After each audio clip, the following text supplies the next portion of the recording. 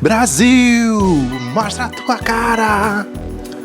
Eu sou Matheus Monteiro e este é o Crônicas de Segunda, o seu podcast favorito com as reflexões mais estranhas, aleatórias e super relevantes para começar a sua semana.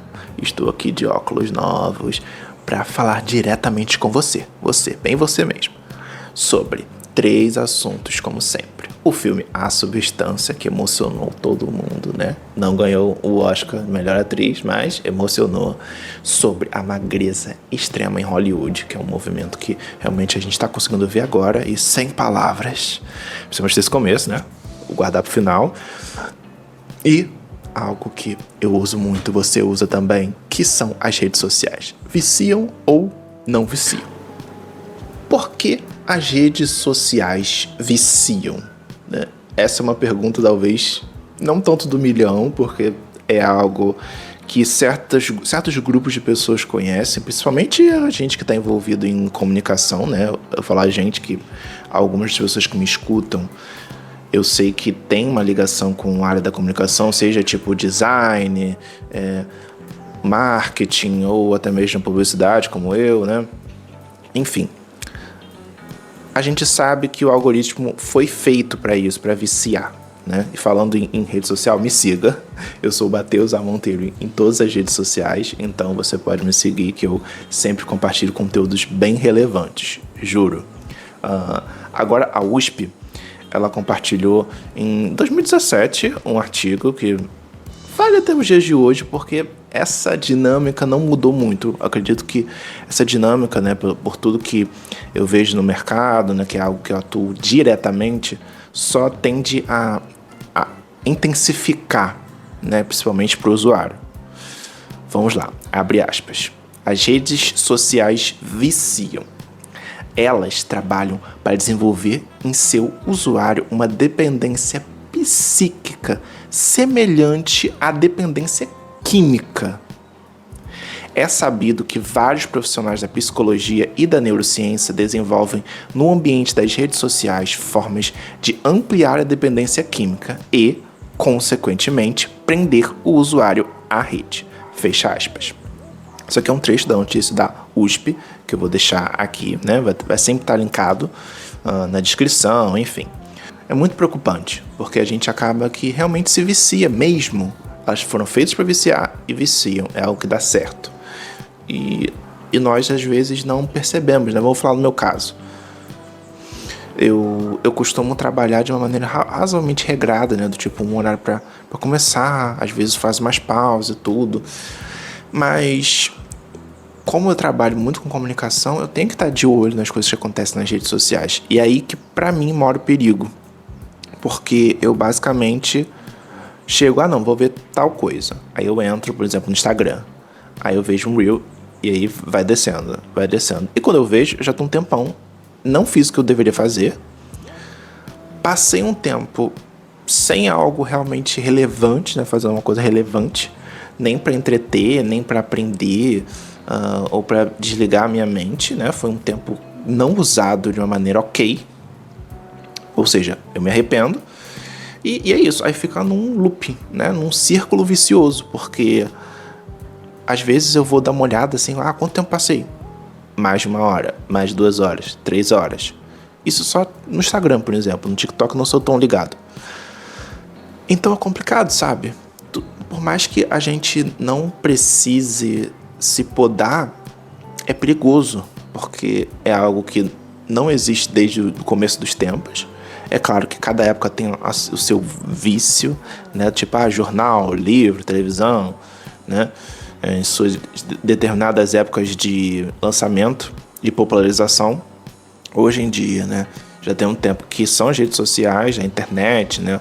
O mundo virtual, a internet das coisas, todos esses aparatos. Mas a gente tem que tomar cuidado, porque quando a gente percebe, já somos viciados, essa é a palavra. E eu fico muito pensativo mesmo em comentar abertamente sobre esse assunto, porque eu trabalho com redes sociais, né? Eu não posso dizer simplesmente do tipo, redes sociais não valem a pena. Porque eu sei que vale a pena, em diversos casos.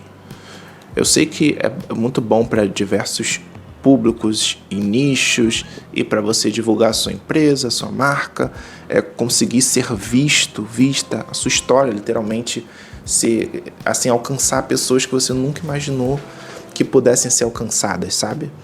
A internet nos proporciona o mundo e, ao mesmo tempo, a gente fica preso no que está acontecendo agora, no físico aqui, né?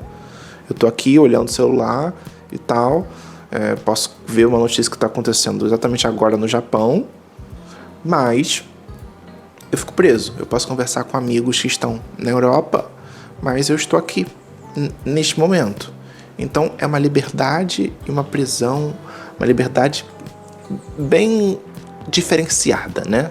Então, partindo desse princípio, eu tendo sempre a ver os prós e os contras de tudo. Tudo tem prós e contras, né?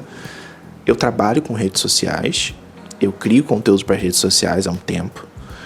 Então, eu sei que tem um lado bom das redes sociais, tem como a gente fazer algo bem legal, transformar vidas, conseguir entreter pessoas que precisam de entretenimento, alegrar quem precisa de alegria, levar conhecimento, mas ao mesmo tempo tem aquele conteúdo que não tem necessidade de ser consumido, sabe? Ou algo um pouco mais em doses homeopáticas quase, né?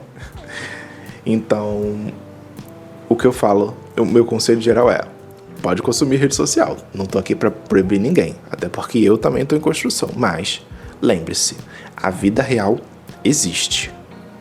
Nós não fomos feitos para viver no mundo virtual. Nós fomos feitos para justamente ter experiências no real, trocar, entrar em contato com a natureza, sentir a brisa assim no seu rosto e o seu cabelo balançando por causa da brisa e sentir aquele cheirinho que vem junto com a água, um cheiro de terra. Você entrar em contato com a água do mar, por exemplo, a areia, entende? São essas sensações. Conversar com uma pessoa, abraçar, beijar. Então, tudo isso faz parte. A gente é do contato. E o virtual não nos proporciona isso até o momento.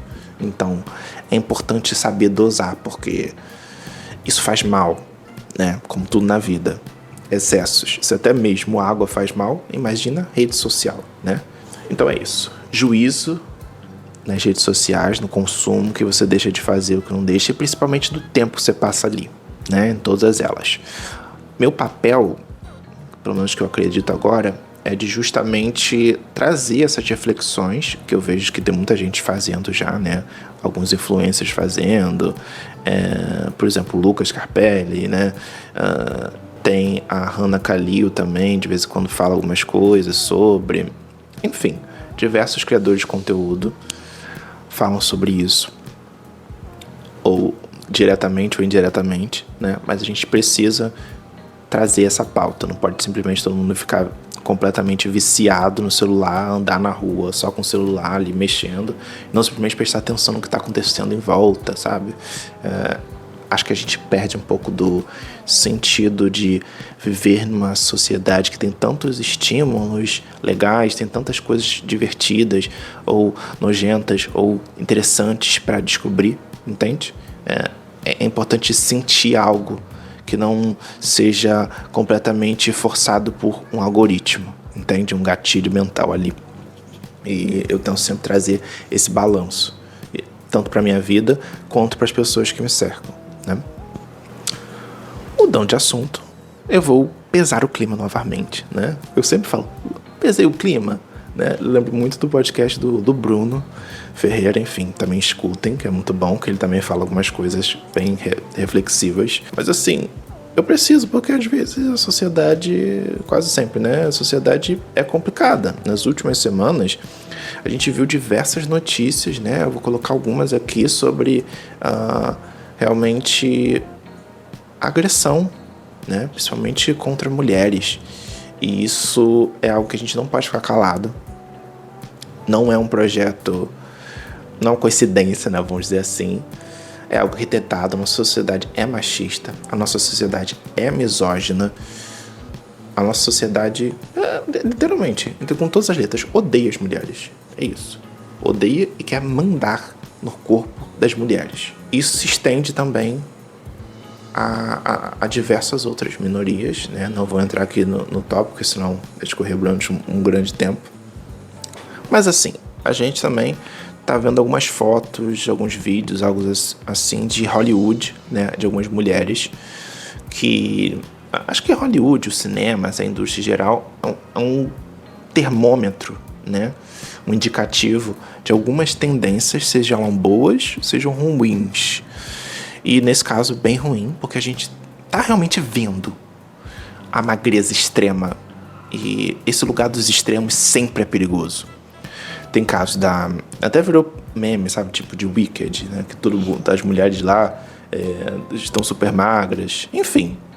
Vemos a Ariana Grande, a Cynthia Erivo, a Michelle Yeoh, mas também tem, por exemplo, a Lily Collins, a Nicole Kidman, né? Que tem... Assim, é perceptível a mudança no corpo. Então, até que ponto isso é positivo, né? Eu digo que se não for uma coisa natural, não for o biotipo ali da pessoa, tem um problema ali, né? E não é simplesmente coincidência. Não tem coincidência nesse ponto. Por exemplo, a criadora de conteúdo Raquel Amaral citou uma estudiosa chamada Naomi Wolf, que fala sobre esses movimentos, né? E ela fez uma analogia muito interessante, que é: magreza é igual a obediência. Se as mulheres estão preocupadas com aparência, com o corpo, elas não vão questionar. Então, a obediência, nesse caso, é para controlar, literalmente, as mulheres, para não ter o senso crítico, não ter tudo isso, né? E a gente vê esse movimento se repetindo, né? Por exemplo, todo aquele movimento de body positive, de empoderamento do próprio corpo, né? De se aceitar e tal, diminuiu bastante nos últimos tempos. Era algo que estava crescente, né? E aí foi decaindo com bastante rapidez. E assim, a gente percebe que ao mesmo tempo que tem toda essa decrescência, né? Assim, essa diminuição do movimento do body positive, do corpo livre, tem também a ascensão, né? A popularização do Ozempic, do Mounjaro, que são medicamentos que, dentre as funções, faz com que a pessoa emagreça de uma maneira rápida. E teve até um tweet dizendo assim: a gente vê que as pessoas realmente não se importam com a saúde quando tem toda uma dificuldade de falar sobre os benefícios de vacinas, mas do Mounjaro é ok, esgota, as pessoas compram, fazem tipo uma compra ilegal, revendem. Então o problema nunca teve em provar a eficácia da vacina, em si o que o medicamento, né, o que essa inovação tecnológica ia proporcionar. Se fosse magreza, as pessoas não iam questionar, como não questionam, né? E isso é muito preocupante, cara. Como que você vai colocar no seu organismo um medicamento para fazer com que você perca um peso, uma gordura ali corporal que você adquiriu, né, com o tempo. Foi o tempo. Você não fica tipo, por exemplo, tenho 50 quilos agora, aí daqui a um mês eu vou ter 100. Cara, isso é muito difícil, né? Eu posso estar falando uma grande groselha aqui, algum profissional de saúde pode me corrigir se estiver errado, mas é aos poucos que isso acontece, porque o próprio corpo também, ele queima a caloria, né, para conseguir ele a fonte de energia para fazer todas as coisas do corpo, né, todos os metabolismo, enfim, tudo que o corpo precisa. E esses remédios são um atalho, né, que não necessariamente dá certo, não necessariamente vinga, porque você pode ter aquele efeito sanfona, enfim. É muito complicado se você não fizer com acompanhamento médico e com um médico, né, ou uma médica que seja, assim, confiável, entende? Não fique do tipo, só vai, passa a receita, não pensa no pós, né, no durante, no antes, né? Como que tá ali o seu corpo, se aquilo vai ser ok ou não. Enfim, tem que ter uma responsabilidade ali, porque, teoricamente, a pessoa que vai tomar, né, não tem nenhuma noção. Às vezes tem, mas os médicos precisam dar esse apoio, né? Esse aconselhamento. E dei uma grande volta para falar que muitas questões, muitas pautas, principalmente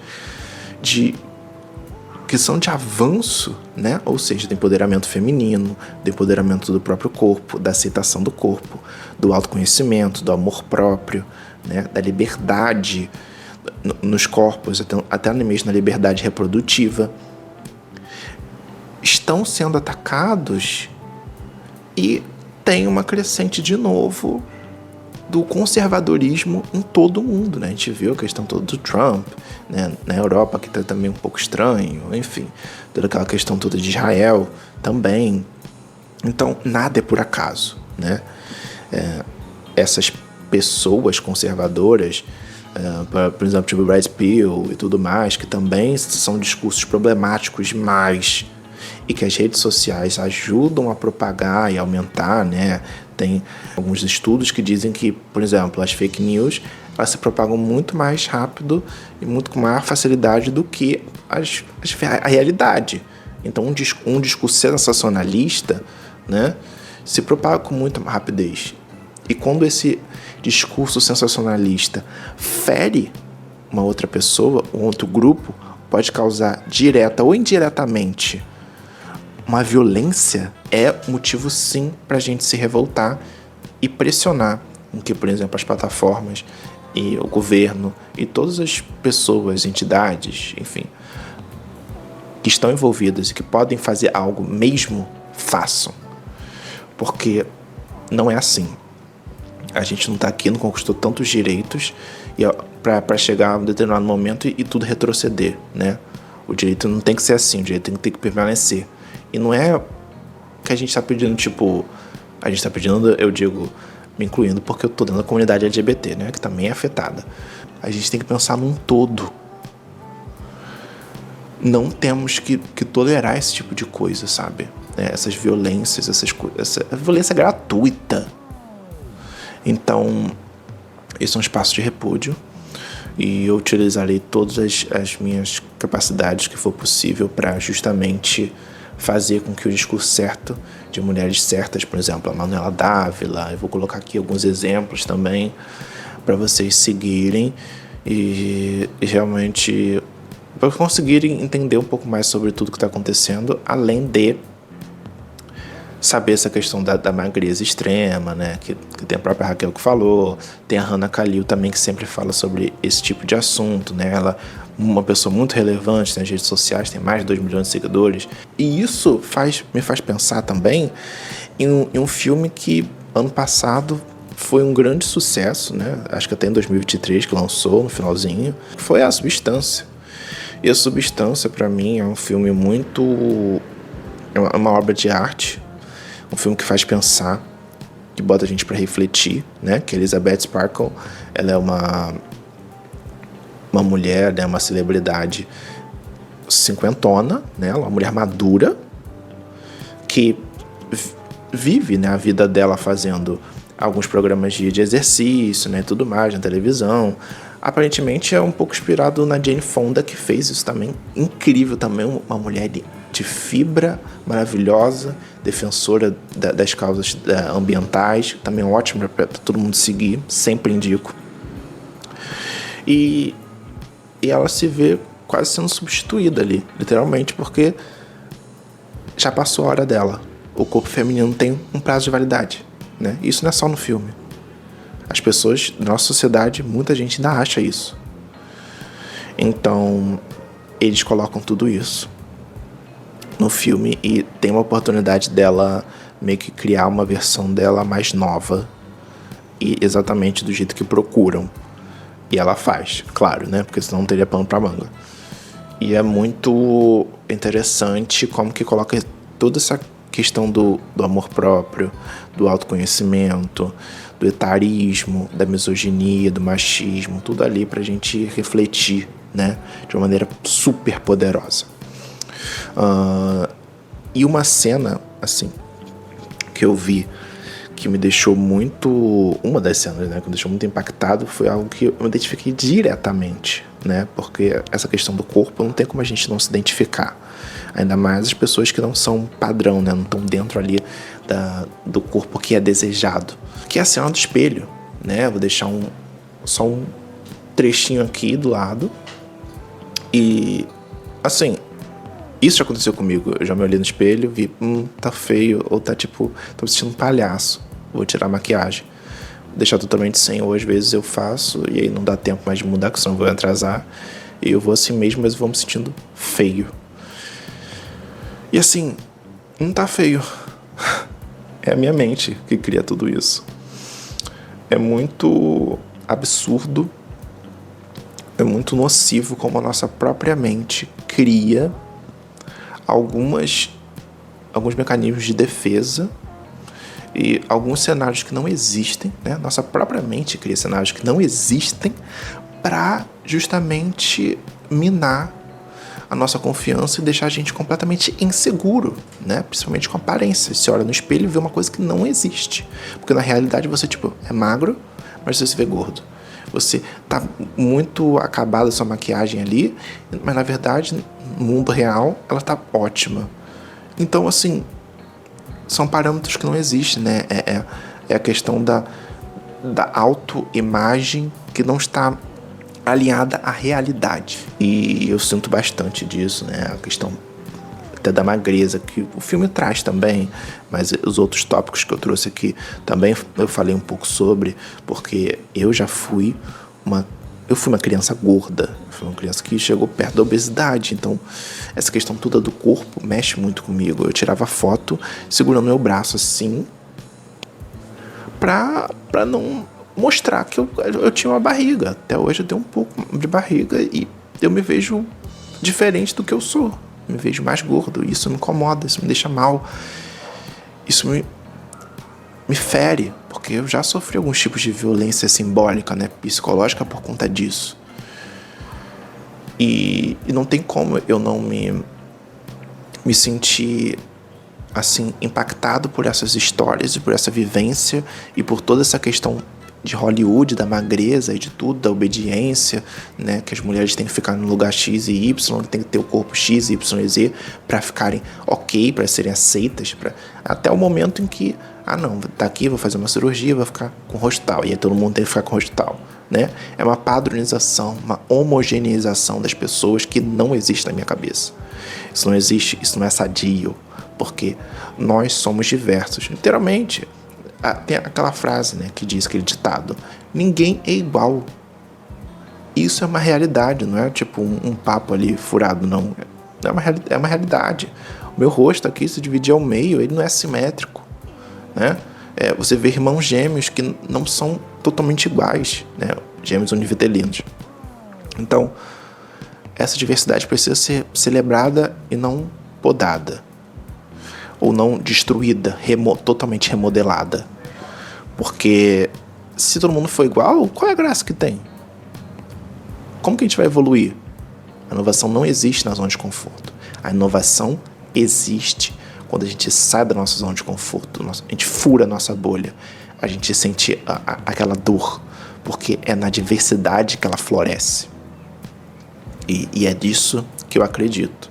Tanto que foi um dos motivos, eu acho que o filme ficou tão hypado, ganhou prêmios, né? Até por conta da Demi Moore ter uma história parecida, né? De etarismo, de não ser tão bem valorizada como a protagonista. E a gente vai conversando sobre esses e outros assuntos, às vezes difíceis, às vezes não tão difíceis, às vezes legais, divertidos, em todas as crônicas de segunda, né? Porque é isso que eu faço, refletir. Às vezes uma reflexão meio brisada, às vezes não, mas essa é a minha cabeça, essa é a minha forma de pensar que me faz talvez único. Ou tem alguém, sei lá no Jalapão que é assim, ou na Tailândia, ou no Marrocos. Mas eu ainda não sei. Se souber, me coloca em contato que a gente faz um podcast todo mundo junto. E é isso, me siga nas todas as redes sociais, Eu tô com o Matheus A. Monteiro. Não deixa de seguir se você estiver no Spotify e se inscrever se você estiver no YouTube, né? Isso me ajuda muito, ativar o sininho, as notificações, tudo isso, né? Porque vai mostrar pra plataforma que o meu trabalho é relevante, que você gosta, e eu tô muito animado com esse projeto. Vamos ver algumas novidades por aí, então fiquem ligados. E depois me digam também se vocês estão gostando dos cortes. Um beijo e eu vou agora. Brasil, mostra a tua cara, never paga.